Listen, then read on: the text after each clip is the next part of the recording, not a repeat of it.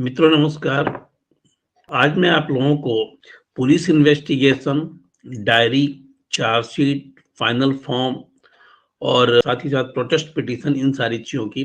जानकारी दूँगा और आप लोगों को बतलाऊँगा कि इन्वेस्टिगेशन समय पर यदि पूरा नहीं होता है तो कैसे बेल ऑटोमेटिकली मिल जाता है, जिसको कि हम डिफ़ॉल्ट बेल के नाम से जानते हैं। तो इन सारी चीज़ों की चर्चा मैं करूँगा और कुछ जो केस लॉ है, जो जजमेंट है, उसकी भी चर्चा मैं इस पर करूँगा। तो मित्रों सबसे पहले मैं आप लोगों को बता दूं, जैसे आप लोगों को एफआईआर के बारे में बतलाया था और एफआईआर होने पर आपका स्टेप क्या होगा, इसकी चर्चा भी मैंने की थी। आज की बात जो मैं बतलाने जा रहा हूँ उसमें किस ढंग से वकील इन चीजों की कमजोरियों का फायदा उठाकर कैसे अपने क्लाइंट को राहत दिलाते हैं, इसकी चर्चा भी आज इसमें होगी। तो मित्रों मैं बतला दूं आप लोगों को कि एफआईआर के बाद जब कॉग्निजेबल ऑफेंस होता है, एफआईआर कॉग्निजेबल ऑफेंस में ही होता है, मैं आप लोगों को बतला चुका हूं कि एफआईआर के बाद पुलिस इन्वेस्टिगेशन करती है। इन्वेस्टिगेशन का पावर पुलिस को सीआरपीसी में ही दिया हुआ। सेक्शन 156 में कॉग्निजेबल ऑफेंस के मामले में पुलिस को इन्वेस्टिगेशन का पावर दिया हुआ है और 157 में प्रोसीजर की बात कही गई है कि प्रोसीजर किस ढंग से पुलिस जो है उसको इन्वेस्टिगेट करेगी। और जब वह सारी चीज़ों को इन्वेस्टिगेट कर लेती है तो और जैसे-जैसे डे टू डे जो अफेयर्स हैं, उनको उसको उसको मेंशन करना होता है, ठीक है ना? अपने डायरी में मेंशन करना होता है। ऐसा नहीं है कि एक पूरा इन्वेस्टिगेशन कर लिया गया और उसके बाद जो है वह रिपोर्ट दी गई, ऐसा नहीं होता है। क्योंकि जब भी इन्वेस्टिगेशन स्टार्ट होता है, तो उस समय से लेकर सारी हर हर मोमेंट का, ठीक है, उसको जो भी इन्वेस्टिगेशन का पार्ट है उसको उसको डायरी में मेंशन करना होता है, जिसको कि हम केस डायरी के नाम से जानते हैं। मैं आप लोगों को बतला चुका हूं कि प्रोसिक्यूशन जो है वह केस डायरी को यूज करता है और यूज करने के बाद जो विटनेस होते हैं, जो उन लोगों ने 161 में जो वहां पर पुलिस के सामने बयान दिया होता है, जिसकी चर्चा उसमें रहती है डायरी में, उसके आधार पर प्रोसिक्यूशन जो है वह क्वेश्चन पूछता है और आप जब वो क्वेश्चन पूछ लेता है तब ऐसी स्थिति में आपको क्रॉस एग्जामिनेशन का राइट मिलता है। तो चूंकि वह पूछा हुआ प्रश्न रहता है, ठीक है, चूंकि वह डायरी का पार्ट है और उनकी गवाही उसमें है और मजिस्ट्रेट के सामने उसका बयान दर्ज होता है, तो वह ऑर्डर शीट में आ जाता है। जो डे टू डे अफेयर्स होता है इन्वेस्टिगेशन का, उसको हम केस डायरी कहते हैं और कोर्ट में जो डे टू डे अफेयर्स होता है, जो डे टू डे मेंशन किया जाता है चीजों को, उसको हम ऑर्डर शीट बोलते हैं। ऑर्डर शीट एक ऑथेंटिक डॉक्यूमेंट है और जब चाहे आप निकाल सकते हैं। तो ऑर्डर शीट में वो सारी चीजें भी मेंशन रहती है। इसलिए केस डायरी आपको नहीं भी मिला है तब ऐसी स्थिति में आप ऑर्डर शीट से चीजों को देख सकते हैं। लेकिन मैंने आप लोगों को पहले ही बतलाया था कि यदि डायरी मिल जाती है आप लोगों को, जो ऑफिशियली नहीं मिल सकती, अनऑफिशियली मिल जाती है डायरी, जब डायरी मिल जाती है तो उस डायरी और ऑर्डर शीट को मिलाकर आप देखते हैं कि कहाँ-कहाँ पर सीक्वेंस जो है वह गड़बड़ है, कहाँ-कहाँ पर कमियां हैं और उस कमियों के आधार पर आप उसको क्रॉस एग्जामिन भी करते हैं। बेल में तो डायरी का बहुत ही ज्यादा रोल रहता है, क्योंकि जब बेल पिटीशन मूव होता है, जब आप मूव करते हैं तो ऐसी स्थिति में जज वहां पर यह कहते हैं कि आप डायरी कॉल फॉर करवाते हैं और डायरी से बहुत सारी चीजें पता चलती है। तो मैंने आप लोगों को बतलाया था डायरी का क्या महत्व है और डायरी को कैसे यूज करना है, क्योंकि डायरी में जो एफआईआर किया गया है उसी चीज को मेंशन किया जाता है विक्टिम के द्वारा या इन्फॉर्मेंट के द्वारा, और जो गवाही होते हैं उनका बयान होता है। यदि वह बयान और जो 164 का बयान है वहां पर कहीं पर डिस्क्रिपेंसी पाई जाती है तो वहां पर आप क्रॉस एग्जामिन कर सकते हैं। ऐसे डायरी का कोई एविडेंटरी वैल्यू नहीं होता है। तो वहां पर जब आप चार्जशीट फाइल करते हैं तो चार्जशीट पर ही सारी चीजें होती है, चार्जशीट में ही सारी चीजों को दिया जाता है। लेकिन चार्जशीट में जो डे टू डे अफेयर्स है डायरी का, वह नहीं दिया जाता है, बल्कि उसका जिस्ट दिया जाता है। जैसा कि मैंने आप लोगों को बताया कि पुलिस डायरी लिखती है और डायरी के आधार पर वह चार्जशीट तैयार करती है। तो चार्जशीट जो है वह फाइल किया जाता है मजिस्ट्रेट के सामने। सेक्शन 173 में चार्जशीट की बात कही गई है और चार्जशीट जो है वह फाइल किया जाता है और उसी चार्जशीट के आधार पर जो मजिस्ट्रेट है वह कॉग्निजेंस लेते हैं। अब मैं थोड़ा सा कॉग्निजेंस के पहले की जो प्रक्रिया वो मैं बता दूं, मैं चार्जशीट की बात कर रहा था। तो पुलिस रिपोर्ट का दो पार्ट होता है। एक तो होता है चार्जशीट, जिसमें कि यह कहा जाता है कि यह घटना सत्य है और यह लोग जो है वह इसमें आरोपी हैं और वह सत्य प्रतीत होता है। यह होता है चार्जशीट। जो कि दूसरा होता है फाइनल फॉर्म, जिसको कि क्लोजर रिपोर्ट कहते हैं। ठीक है ना, क्लोजर रिपोर्ट कहते हैं। वो क्लोजर रिपोर्ट में होता है कि ऐसी कोई भी घटना यहाँ पर नहीं घटित हुई है, इसीलिए यहाँ पर इन्वेस्टिगेशन को क्लोज किया जाता है और कोई भी एविडेंस जो है इन लोगों के खिलाफ में नहीं मिला, एक्यूज के खिलाफ में नहीं मिला। तो पुलिस एक्यूज को जहां पर मदद करना चाहती है वहां पर क्लोजर फॉर्म सबमिट कर देती है। आप बहुत सारे केसेस में देखते होंगे, वीआईपी केसेस में जहां पर जैसे पॉलिटिशियंस वगैरह के केस है वहां पर क्लोजर रिपोर्ट सबमिट हो जाता है, मतलब कि केस को क्लोज कर दिया गया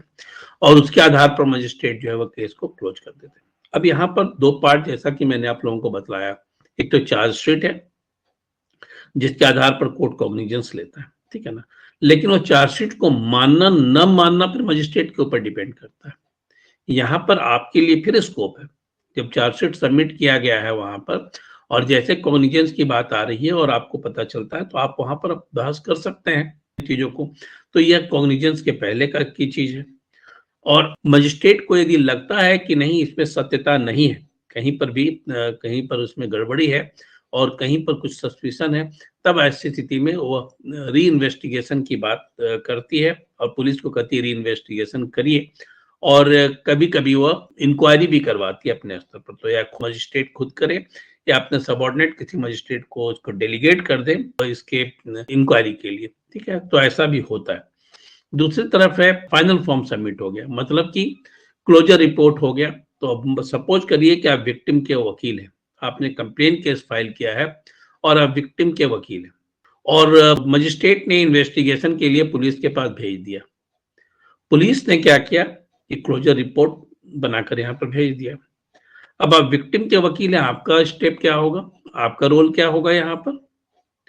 और जब क्लोजर रिपोर्ट वहां पर जाता है तो मजिस्ट्रेट तुरंत ही उसको क्लोज नहीं कर देते हैं,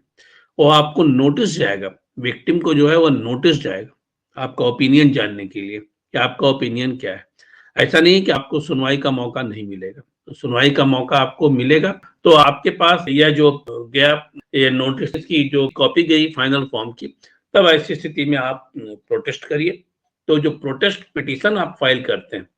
तो प्रोटेस्ट पिटीशन फाइल करते हैं, मजिस्ट्रेट को लगता है कि आप जो प्रोटेस्ट पिटीशन है वह सही है, आपने अपनी बातों को सही तरीके से रखा है, तब ऐसी स्थिति में वो फाइनल फॉर्म को कैंसिल कर देती है और कॉग्निजेंस ले लेती है।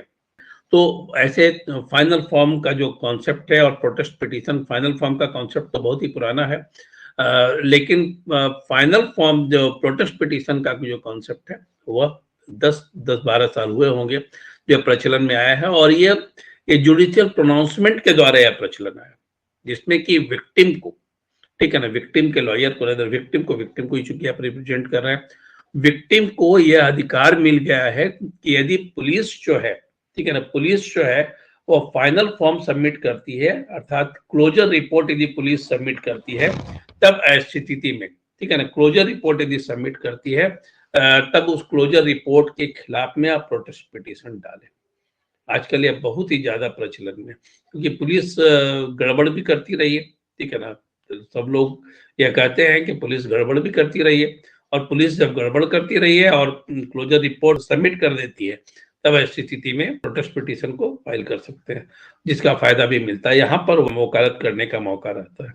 अब दूसरी तरफ हम आते हैं कि फाइनल फॉर्म के बाद अब जो चार्जशीट का मामला है, चार्जशीट जो है वो बहुत ही टाइम बॉन्ड है, इन्वेस्टिगेशन जो है वो टाइम बॉन्ड है, ऐसा नहीं कि इंडिफिनिट पीरियड तक इन्वेस्टिगेशन चलता रहता है। सीआरपीसी में बहुत ही स्पष्ट प्रोविजन किया गया है, ठीक है। जैसे सबसे पहले तो यह है कि सेक्शन 57 में हम बात करते हैं, जब अरेस्ट होता है व्यक्ति तो 24 घंटे के अंदर इन्वेस्टिगेशन करना पड़ता है और 24 घंटे के अंदर इन्वेस्टिगेशन नहीं होता है, आगे भी जहाँ इन्वेस्टिगेशन की बात है वहां 24 घंटे के अंदर इन्वेस्टिगेशन जो है वो पूरा करना होता है। लेकिन यदि 24 घंटे के अंदर इन्वेस्टिगेशन नहीं पूरा कर पाया, तब ऐसी स्थिति में मजिस्ट्रेट से परमिशन लेना पड़ता है, ठीक है, और व्यक्ति को जब गिरफ्तार किया गया व्यक्ति है तो उसे भेज दिया जाता है जुडिशियल कस्टडी में। अभी तक तो पुलिस रिमांड पर है, पुलिस कस्टडी में है वो, तो 24 घंटे से ज्यादा तो पुलिस गिरफ्तार नहीं रख सकती है। तब ऐसी स्थिति में क्या होगा, पुलिस उसको जुडिशियल कस्टडी में भेज देगी और उसके बाद कोर्ट से परमिशन मांगेगी कि हमको इसका पुलिस जो है वह कस्टडी दी जाए, हमको रिमांड पर लेने दिया जाए। यहाँ पर पुनः आपका रोल है। यदि मान लीजिए आप एक्यूज के तरफ से हैं जिसको गिरफ्तार किया गया है और वहां पर उसको जुडिशियल कस्टडी में भेज दिया गया और पुलिस कस्टडी मांग रही है, तब ऐसी स्थिति में आप विरोध में खड़े हो सकते हैं। ठीक है ना, आपका क्लाइंट यदि कहता है कि आप सर इसका विरोध करिए, तो आप वहां पर टॉर्चर किया जाता है तो आप यह विरोध में खड़े हो सकते हैं और यह कह सकते हैं कि इन्वेस्टिगेशन की आवश्यकता तो है नहीं और पुलिस इनको ले जाकर थर्ड ग्रेड टॉर्चर करेगी। और भी जो ग्राउंड हैं, जैसे मान लीजिए कि वह बुजुर्ग हैं, मान लीजिए कि वह बीमार हैं, तो इन सारे ग्राउंड को आप ले सकते हैं। ठीक है, तो ऐसी स्थिति में भी मजिस्ट्रेट सुनते हैं इन सारी बातों को। लेकिन यदि आपके बहस के बावजूद भी मजिस्ट्रेट को यदि लगता है कि पुलिस रिमांड पर जाना चाहिए एक्यूज को, तब ऐसी स्थिति में एक बार में 15 दिन के लिए रिमांड उनको दिया जा सकता है। 15 दिन से ज्यादा का रिमांड नहीं मिलता है उनको, तो 15 दिन के बाद फिर पुनः व्यक्ति को जुडिशियल कस्टडी में भेज दिया जाता है। तो यह तो हुआ आपका समय की बात। दूसरा है 167 सबसेक्शन 2 में वो बहुत ही स्पष्ट किया गया है कि यदि कोई भी बहुत गंभीर मामला है, जैसे मान लीजिए मर्डर केस का मामला है और फिर मामला है आपका 10 साल तक की सजा का, 10 साल से ऊपर तक की यदि सजा है, तो वहां पर 90 दिनों के अंदर सबमिट करना पड़ता है अपना चार्जशीट सबमिट करना, पुलिस रिपोर्ट सबमिट करना पड़ता है। और अन्य मामलों में जो है वो 60 दिन का समय दिया हुआ है, 60 दिन और 90 दिन का समय दिया हुआ है जहां पर उसको सबमिट करना होता है। और जहां पर रेप का मामला है, जहां पर पॉक्सो इत्यादि का मामला है, वहां पर 60 दिनों के अंदर सबमिट करना पड़ता है रिपोर्ट पुलिस को, मजिस्ट्रेट के सामने। अब है कि यदि समय पर पुलिस ने चार्जशीट फाइल नहीं किया, जो टाइम बाउंड है उस टाइम पर पुलिस ने फाइल नहीं किया, तब ऐसी स्थिति में क्या हो सकता है, तब ऐसी स्थिति में आपका रोल क्या होगा, इस चीज को भी जानना आपको बहुत ज्यादा जरूरी है कि वो क्या स्टेप लेंगे ऐसी स्थिति में। तो इसमें बहुत ही इंपॉर्टेंट केस लॉ भी है, Aslam Baba Patel versus state of Maharashtra का है, 1992 का यह केस है, बहुत ही फेमस केस है और इसको भी नजीर के रूप में ही पेश किया जाता है कोर्ट में। ठीक है, तो पहले क्या हो सकता है ये आप जान लीजिए। यदि मान लीजिए कि किसी व्यक्ति के ऊपर कोई चार्ज लगा हुआ और 90 दिनों के अंदर, ठीक है, समय सीमा है 90 दिनों की और 90 दिनों के अंदर चार्जशीट सबमिट करना है पुलिस को, और पुलिस वहां पर फेल कर जाती है, 90 दिनों के अंदर वह इन्वेस्टिगेशन पूरा नहीं कर पाती है और चार्जशीट सबमिट नहीं कर पाती है। जब इन्वेस्टिगेशन पूरा करेगी तभी तो चार्जशीट सबमिट करेगी, यदि इन्वेस्टिगेशन ही पूरा नहीं करेगी तो चार्जशीट तो सबमिट होगा नहीं, तो नहीं कर पाती है, तब क्या होगा, तब ऐसी स्थिति में आप बेल के लिए अप्लाई करेंगे और उसको बेल मिलेगा। ठीक है ना, यहाँ पर बेल एज ए राइट मिलेगा। यह प्रोसीजरल एरर जो है, टेक्निकल एरर जो है, वो टेक्निकल ग्राउंड पर बेल मिल जाएगा और यह पुलिस की कमियों के चलते, इन्वेस्टिगेशन समय पर पूरा नहीं हुआ तो वह कमियों के चलते जो है वह यह बेल मिल जाता है। तो इसको टेक्निकल ग्राउंड पर कहते हैं बेल ग्रांट होना, लेकिन इसका एक टर्म है जिसको हम डिफॉल्ट बेल कहते हैं। यदि आप लोगों से लगता है कि आपके पास क्लाइंट आया हुआ और वह बोल रहा है कि सर इन्वेस्टिगेशन नहीं पूरा हुआ है, तो बोले कि हम डिफॉल्ट बेल के लिए अप्लाई कर देते हैं। फिर यह बेल जो मिलेगा, हम ऐसे तो यहाँ डिफॉल्ट बेल नाम दिए हैं, टेक्निकल ग्राउंड पर बेल मिल गया है, लेकिन बेल जो फिर मिलेगा वह 437 और 439 वगैरह का जो प्रोविजन है, 437 का प्रोविजन, 439 तो फिर हाई कोर्ट का मामला बन जाता है और सेशन कोर्ट का मामला बन जाता है। मैं मजिस्ट्रेट की बात यहाँ पर कर रहा हूँ। तो 437 के तहत के जो प्रावधान है उसके तहत ही बेल मिलेगा, या फिर जो 439 का जो प्रावधान है सेशन कोर्ट का, उसके तहत उसको बेल मिलेगा। मतलब कि उसको क्या कंसीडर किया जाएगा, रेगुलर बेल ही कंसीडर किया जाएगा। भले ही वह डिफॉल्ट बेल है लेकिन इसको रेगुलर बेल ही कंसीडर किया जाएगा। अब मान लीजिए यहाँ पर बात आती है कि वह उसे बेल मिल गया और बेल मिलने के बाद पुलिस ने इन्वेस्टिगेशन कंप्लीट कर लिया और चार्जशीट जो है वो पुलिस ने सबमिट कर दिया, तब ऐसी स्थिति में क्या होगा, क्या बेल कैंसिल हो जाएगा क्या? और बेल कैंसिल करने के लिए यदि प्रोसिक्यूशन मूव करता है तो आपका स्टेप क्या होगा, आप प्रोटेस्ट करिएगा, क्योंकि रेगुलर बेल के तहत ही बेल मिला हुआ है और जो कंडीशंस होते हैं कैंसलेशन ऑफ बेल के, वह यहाँ पर लागू होगा, तभी बेल कैंसिल होगा, अदरवाइज बेल तो कैंसिल नहीं होगा। तो अब कैंसलेशन ऑफ बेल का जो प्रोविजन है वह क्या है?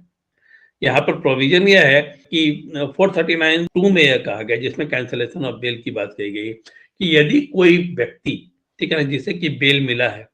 यदि वो एविडेंस को टैंपर करने की कोशिश करता है, बाहर निकलकर एविडेंस को टैंपर करने की कोशिश करता है और टैंपर करने का दोषी पाया जाता है, या फिर गवाहों को धमकाता है,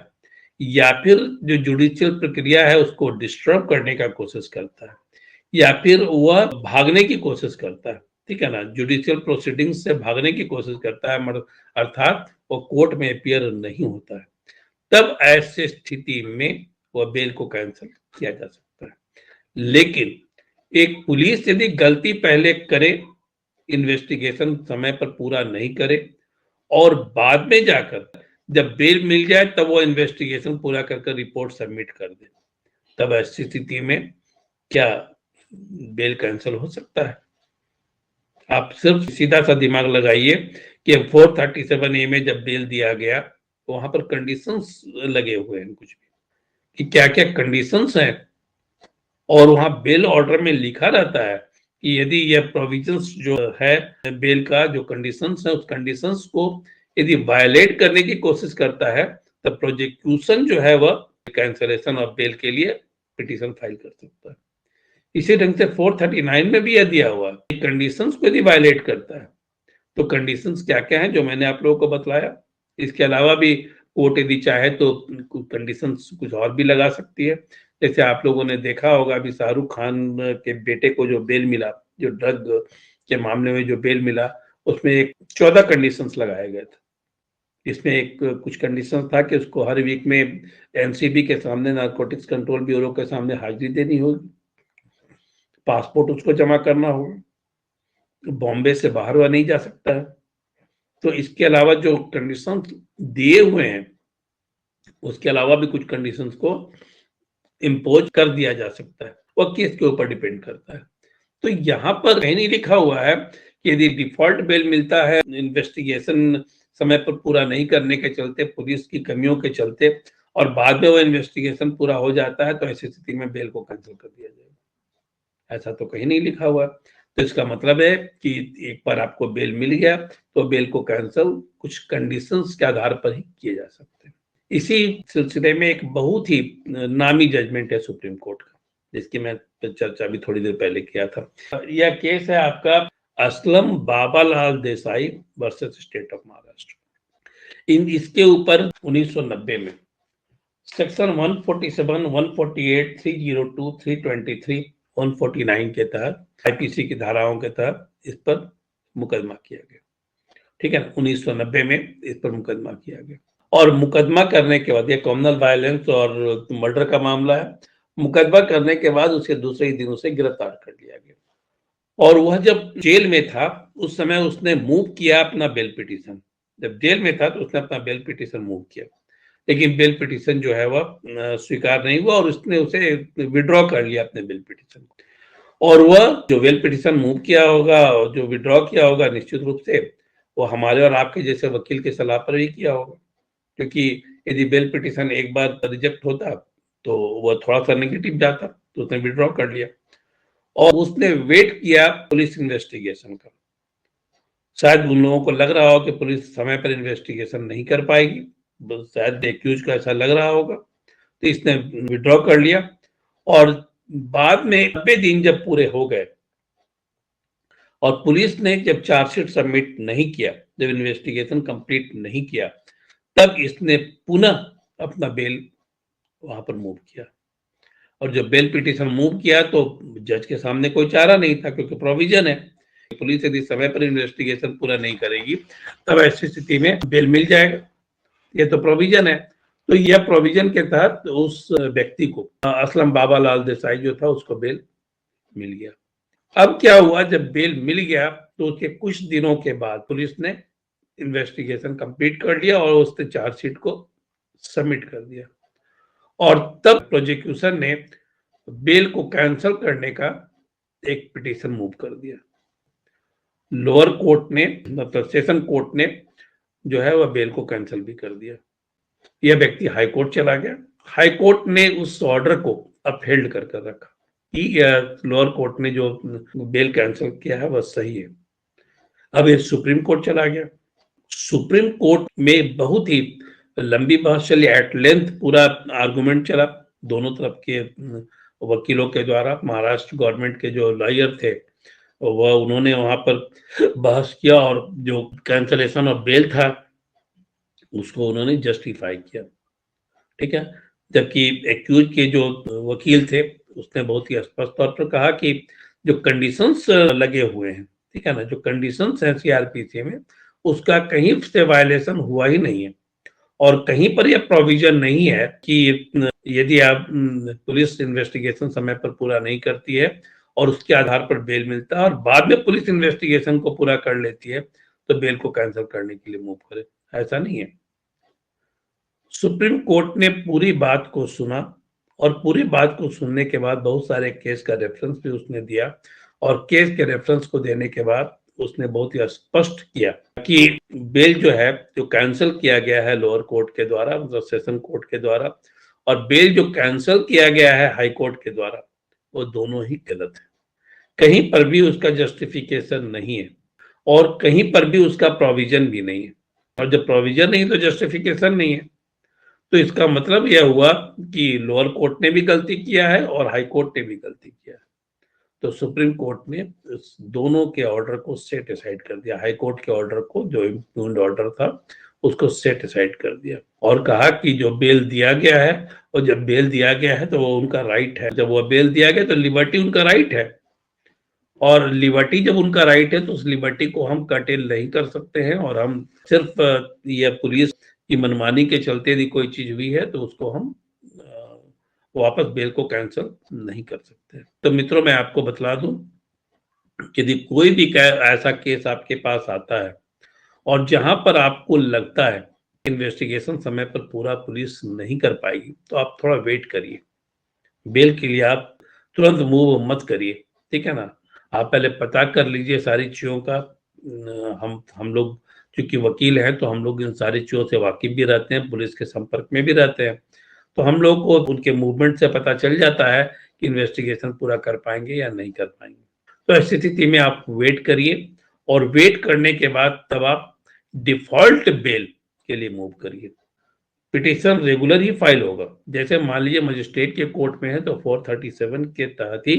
पिटीशन फाइल होगा, सेशन कोर्ट में है तो 439 के तहत ही फाइल होगा। लेकिन जब ये फाइल होता है तो और उस समय तक आप वेट कर लेते हैं कि उसने चार्जशीट नहीं सबमिट किया है तब आप तुरंत ही उसको मूव करिए। और दूसरी बात यह है कि एक बात और भी जान लीजिए कि चार्जशीट सबमिट नहीं हुआ है, जैसे आपको 90 दिन पूरा होता है आप ठीक 91 डेज में या 60 डेज पूरा होता है तो 61 डेज में आप मूव कर दीजिए, क्योंकि यदि आप तुरंत मूव कर और लिस्टिंग नहीं करवा लेते हैं, बेल तो तुरंत लिस्टिंग होती है और चूंकि डिफॉल्ट बेल है तो तुरंत लिस्टिंग होगी, तब पुलिस को यह मौका तो मिलेगा ही नहीं कि वह कोई भी बैक डेट में भी कुछ किसी काम को कर सके और चूंकि और वह तुरंत में सबमिट कर सके और यदि सबमिट कर भी देती है, ठीक है ना, 90 दिनों के बाद या 60 दिनों के बाद सबमिट कर भी देती है, तब ऐसी स्थिति में भी आपको एज है क्योंकि आप ये कह सकते हैं कि पुलिस ने अपना काम नहीं किया है इसीलिए मुझे बेल मिलना चाहिए और ये बेल बाय राइट,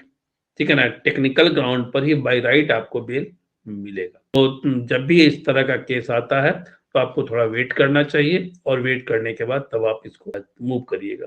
और जब आप बेल ले लेते हैं और तब यदि पुलिस चार्जशीट सबमिट करती है और वहां कहती है कि मैंने चार्जशीट सबमिट कर दिया, बेल को कैंसिल किया जाए, प्रोसिक्यूशन यदि कहता है तब आप Aslam Baba Lal Desai versus state of Maharashtra का रेफरेंस दें और उसके आधार पर यह कहे कि बेल एक बार जब मिल चुका है तो वो आपका राइट है, उसको कैंसिल नहीं किया जा सकता है। तो इन्वेस्टिगेशन से लेकर फाइनल फॉर्म तक और डिफॉल्ट बेल तक मुझे लगता है कि आप लोग समझ गए होंगे। अब है कि मैं एक बार पुनः आता हूँ प्रोटेस्ट पिटीशन की तरफ। ये प्रोटेस्ट पिटीशन आप ड्राफ्ट कैसे करेंगे? प्रोटेस्ट पिटीशन ऐसे मैं ड्राफ्टिंग जब बताऊंगा तो मैं डिटेल में सारी चीजों को बताऊंगा, लेकिन चूंकि भी प्रोटेस्ट पिटीशन की बात आ रही है तो जैसे मान लीजिए कि किसी मजिस्ट्रेट के यहाँ पर सबमिट किया गया है फाइनल फॉर्म और आप विक्टिम हैं, विक्टिम के लॉयर आप हैं, तब ऐसी स्थिति में आपको नोटिस मिलता है और नोटिस जब मिलता है तब आप वहां पर प्रोटेस्ट पिटीशन फाइल करते हैं। तो प्रोटेस्ट पिटीशन आप मजिस्ट्रेट को संबोधित करेंगे, ठीक है ना? प्रोटेस्ट पिटीशन आप मजिस्ट्रेट के कोर्ट में जमा करेंगे और उसको संबोधित करते हुए आप सबसे पहले डालेंगे कि सब्जेक्ट क्या है, प्रोटेस्ट पिटीशन है और प्रोटेस्ट पिटीशन का फिर अपना नंबर अलग से प्रोटेस्ट पिटीशन का पड़ता है और वो काम कोर्ट का है, कोर्ट के रजिस्ट्री का है जो उसका नंबर देता है। तब उसके बाद आप वहां पर मोस्ट रिस्पेक्टफुली स्यूज करते हुए पहले पूरे चीजों को लिखेंगे, ठीक है ना? कि यह केस का रेफरेंस आप देंगे, कौन किस केस में ये किया गया है, केस का रेफरेंस देंगे, regarding this and this case और थाना नंबर जो भी है वो देंगे और तब आप बताएंगे कि यहाँ पर सबमिट किया गया है फाइनल फॉर्म में क्या क्या कमियां हैं। आप जो एक्यूज के खिलाफ एविडेंस देना चाहते हैं वो आप देंगे उसको और ऊपर में इन द मैटर ऑफ आपका जो एक्यूज का नाम जाएगा और तब आपका विक्टिम का नाम जाएगा, ठीक है? और आप अपना किसके बिहाफ में फाइल कर रहे हैं वो आप उसको देंगे और तब उसके कारण को आप गिनाएंगे कि क्यों जो है वह प्रोटेस्ट पिटीशन को एक्सेप्ट किया जाना चाहिए आपका और क्यों जो उसने फाइनल फॉर्म सबमिट किया है उसको कैंसिल किया जाना चाहिए। ये पूरा डिटेल आप उसमें अपना डेट देंगे क्योंकि जो पहले केस का रेफरेंस देंगे, केस के रेफरेंस के साथ साथ आप जो फाइनल फॉर्म सबमिट किया है उसका डिटेल देंगे, उसका नंबर देंगे, पुलिस ने जो सबमिट किया है, फिर आप देंगे इन्वेस्टिगेशन में क्या क्या गड़बड़ियां रही है, क्या क्या इन्वेस्टिगेट नहीं किया गया है और आपके पास एविडेंस क्या है उसके सपोर्ट में। तो चूंकि आपने कंप्लेन केस फाइल किया होगा तो या फिर पुलिस ने केस को फाइल किया होगा तो आपने एविडेंस भी दिया होगा, आपने विटनेस का नाम भी दिया होगा, तो आप ये बताएंगे कि हमारे फेवर में यही है जो है, ठीक है ना? एविडेंस है और वो एविडेंस एक्यूज के खिलाफ में जाता है, आपके फेवर में है तो एक्यूज के खिलाफ में जाएगा और साथ ही साथ आप देंगे कि यह विटनेस है। तो आप ये बताएंगे कि जो एविडेंस हमारे पास जो हमने पुलिस को जो केस में मैंने बतलाया है, जो कंप्लेन केस में मैंने दिया है, पुलिस ने तो उसकी शिफ्टिंग की ही नहीं, ठीक है ना? मतलब उसकी छानबीन तो पुलिस ने की ही नहीं। और दूसरा है कि जो मैंने गवाह का नाम दिया तो उस गवाह से भी पूछताछ नहीं की गई और सिर्फ वन साइडेड अपना इन्वेस्टिगेशन कर कर एक्यूज के कुछ गवाहों से बात कर कर और एक्यूज के कुछ लोगों से बात कर कर उसने फाइनल फॉर्म तैयार कर लिया, फाइनल फॉर्म सबमिट कर दिया कि पुलिस की गड़बड़ी को आप इसमें दिखाएंगे बहुत ही स्पष्ट तौर पर और तब इस ढंग से जब आप प्रोटेस्ट पिटीशन फाइल करेंगे तो फाइल करने के बाद आप बहस करेंगे वहां पर,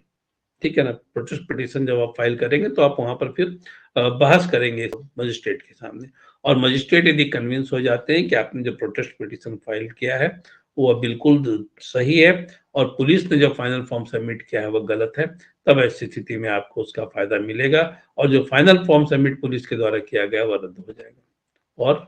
कोर्ट जो है वह कॉग्निजेंस लेगी। तो मित्रों मैं उम्मीद करता हूं कि आप लोग इस चीज को समझ गए होंगे पूरी अच्छी तरीके से। Okay, thank you.